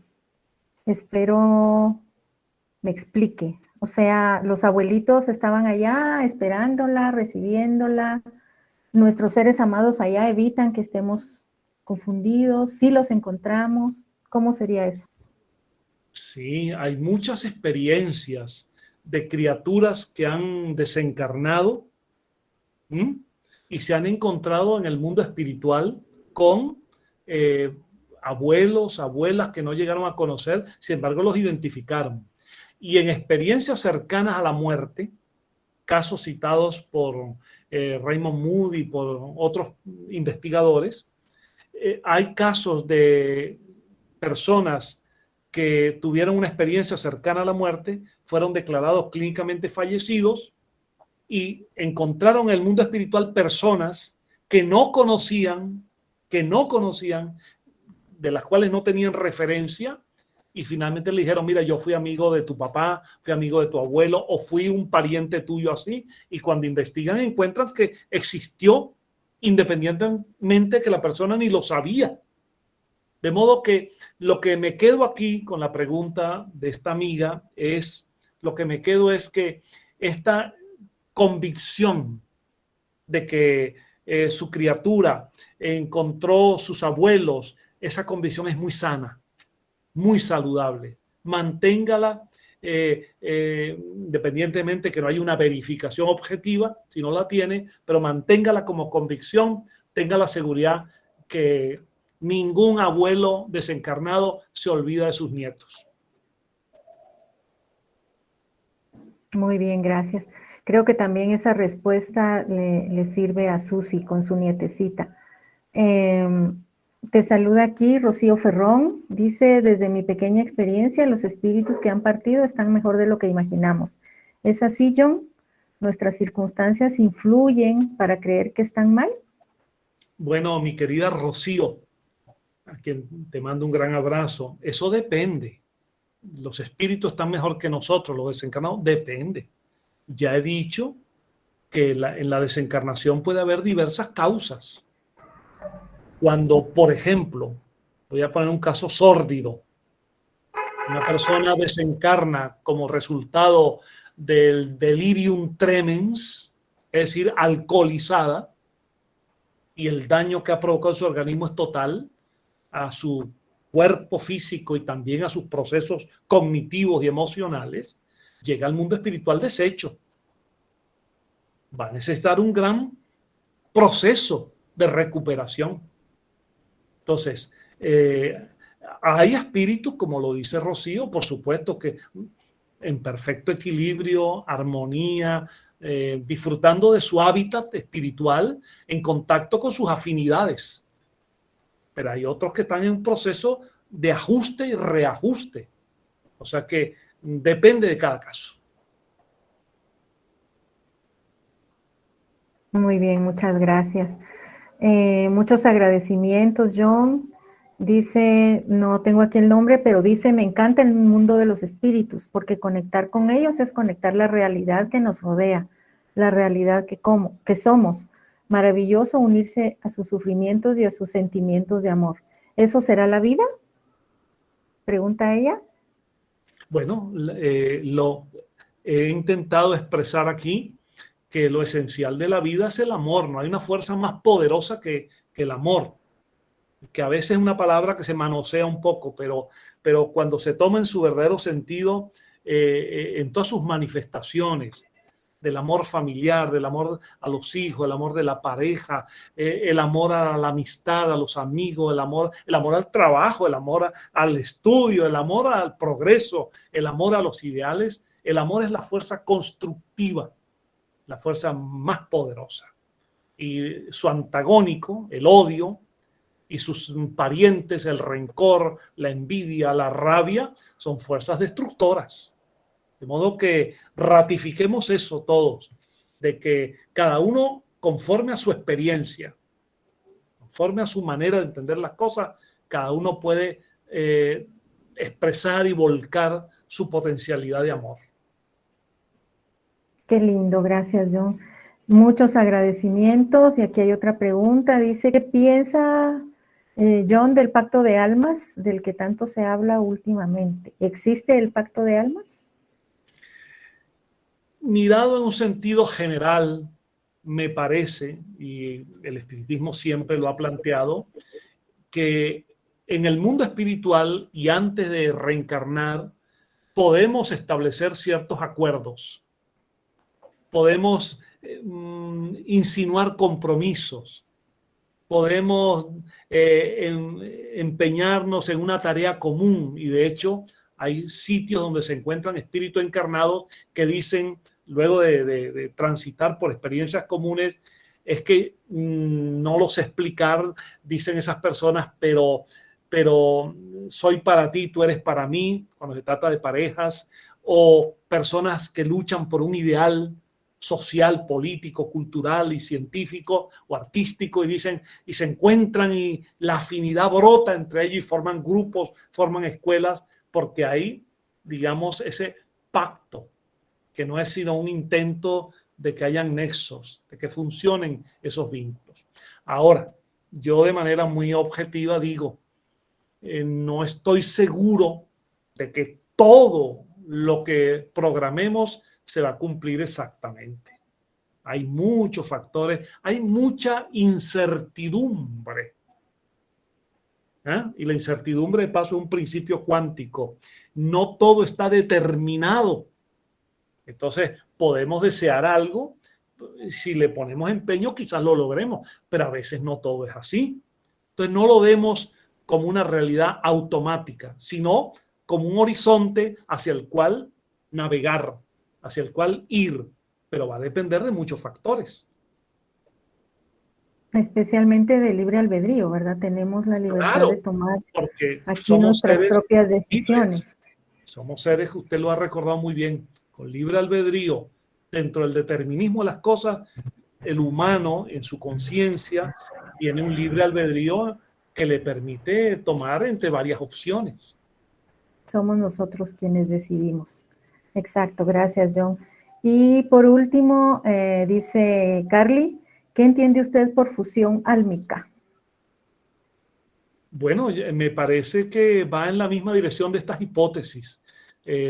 No creo que existan fusiones álmicas si por tal estamos entendiendo que las almas se van a integrar para dejar su individualidad y de alguna manera hacerse almas grupales.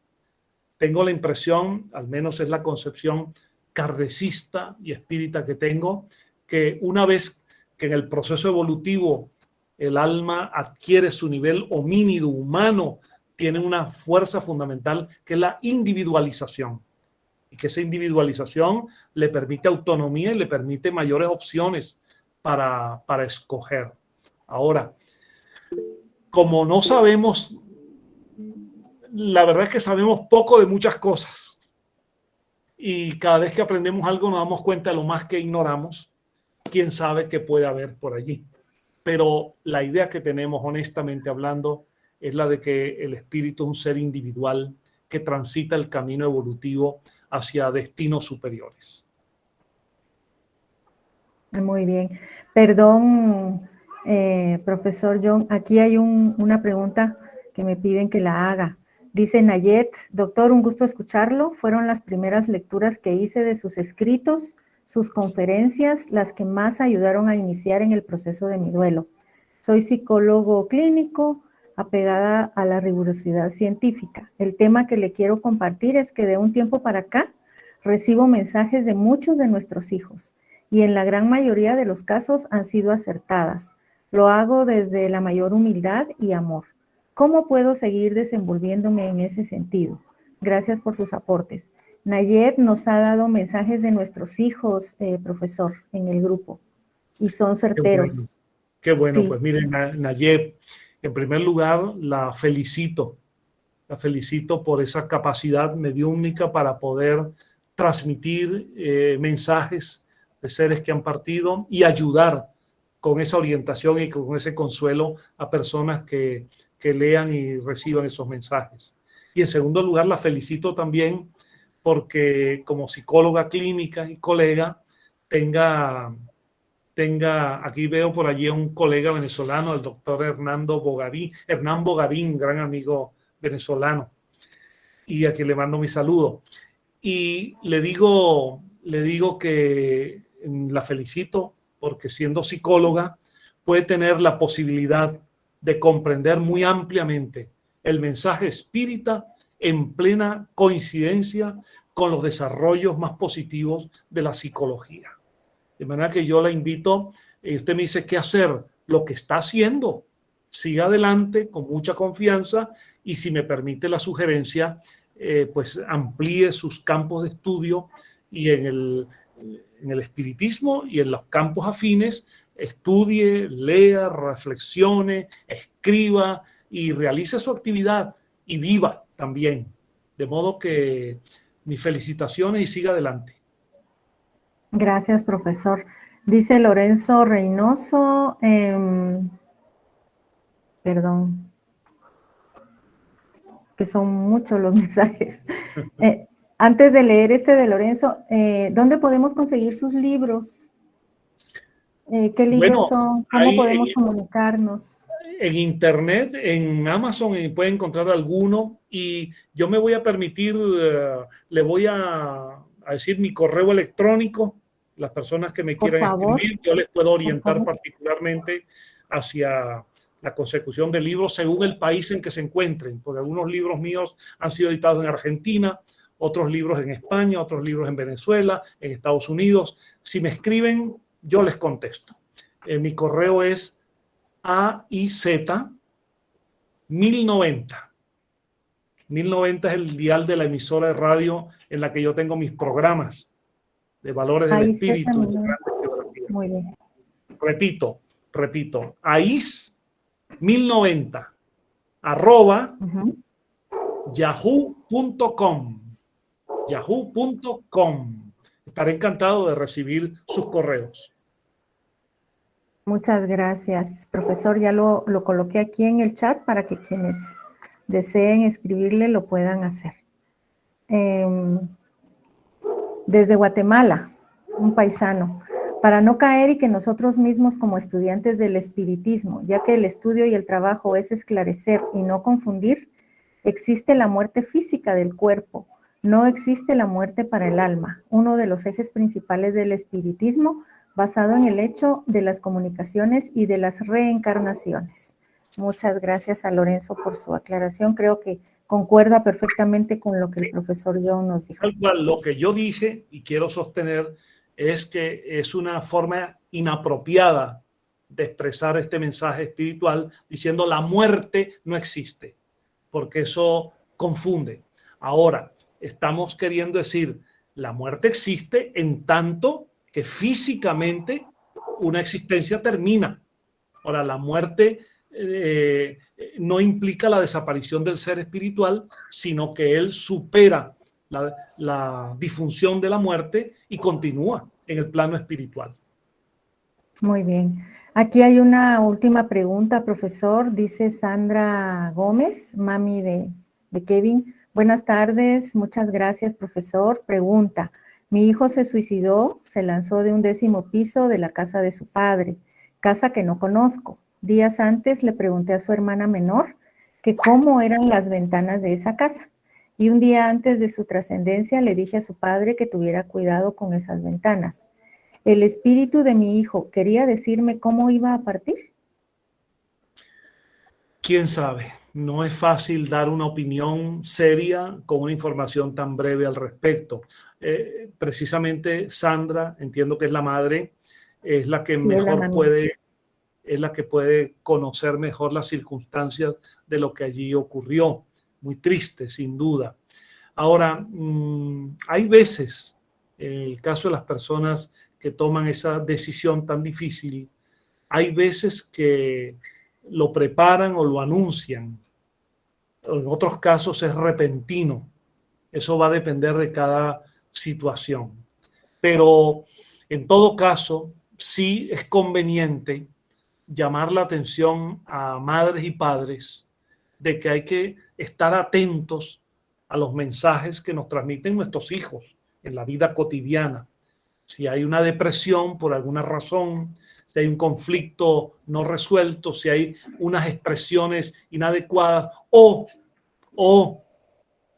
si uno de nuestros muchachos ha incurrido o está subsumido en el mundo de las drogas. Las drogas alteran las percepciones, cambian el foco mental, dañan muchísimo física y psíquicamente y pueden en ciertos momentos inducir comportamientos suicidas. Entonces hay que leer en letras grandes y en letras pequeñas lo que nuestros hijos nos están diciendo para apoyarlos, para ayudarlos y a tiempo intentar que puedan incurrir en una equivocación tan severa. Ahora, en el caso de Sandra ya ocurrió lo que dije en esta exposición. Vamos a seguir adelante, vamos a ayudar a esa criatura con la vibración mental positiva, con todo ese amor y vamos a ayudarlo a que en el mundo espiritual rápido sea su tránsito de esa turbación y recupere su equilibrio y algún día se disponga a su nueva encarnación. Y mientras tanto, mucha ternura, mucho diálogo, mucho entendimiento con él. Muy bien, dice ella que son padres separados y que su hijo vivía con papá, pero se ha mostrado con ella muy bien, que él está bien. Yo creo que eso es importante también, ¿verdad? Que el proceso, pues, ya lo pasó y que se encuentra en la luz, que claro, sigue estando allí. Gracias, doctor. Dice Susana, mi hijo murió en un accidente de tránsito y yo 2 días antes sentía que mi sangre hervía, por así decirlo.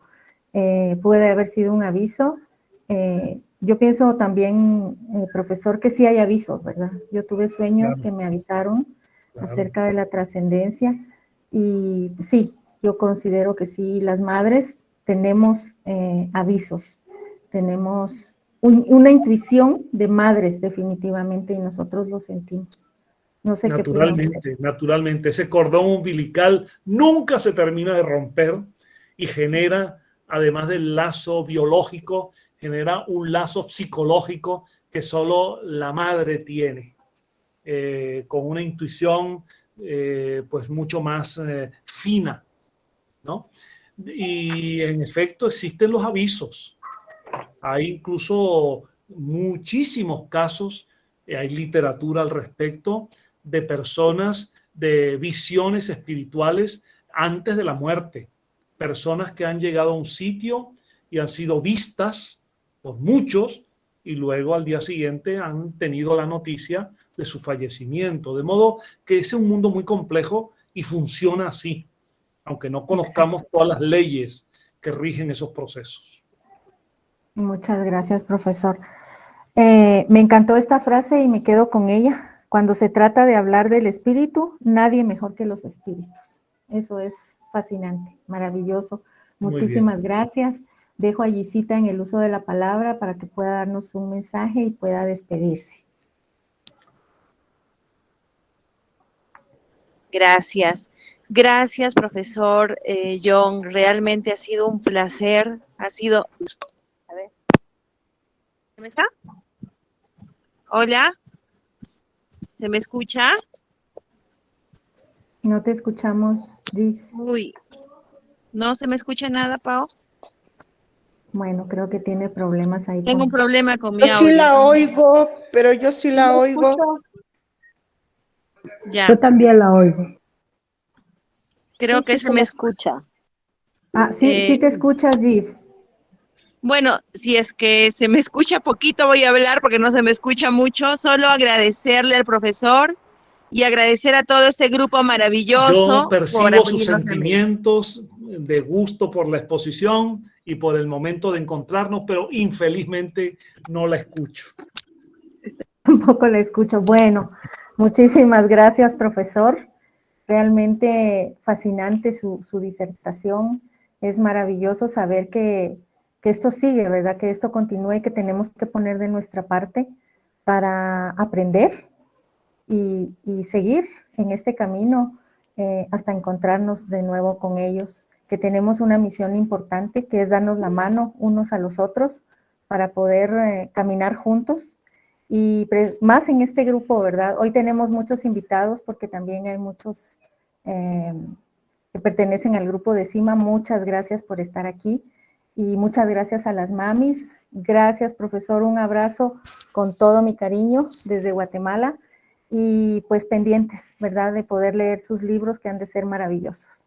Un abrazo para todos. Muchísimas gracias. Muchas gracias. Agradecido yo, muy agradecido y encantado de haber establecido este nexo y que perdure siempre. Y les invito a seguir adelante, a estudiar, a leer y a conocer cada vez más y a experimentar estos sentimientos de afecto por nuestros seres queridos ahora en la otra dimensión. Así que agradecido y hasta muy pronto. Gracias, profesor. Muchas gracias. Gracias. Muchas gracias. Bueno, John, gracias. Muchas gracias. Hasta muy pronto.